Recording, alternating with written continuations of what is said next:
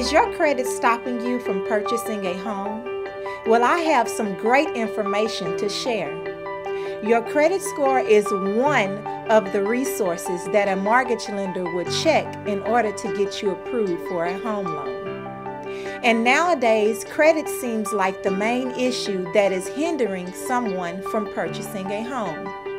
You can get approved with a minimum credit score of 620 to 640. However, the higher your score, the better.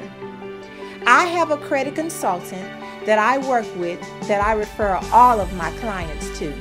Her name is Erica Burrell with Burrell Credit Consulting. I highly recommend her. Erica has helped clients all over the country with credit issues. She is very professional, reasonable, and very good at what she does. For additional information about Erica's services or how to contact her, please visit her website at www.burrellcreditconsulting.com. Please let her know that your local realtor, LaQuitta Walker with Registered Real Estate Advisors, referred you. So pick up the phone and call us today. Don't let your credit stop you from walking into your brand new home.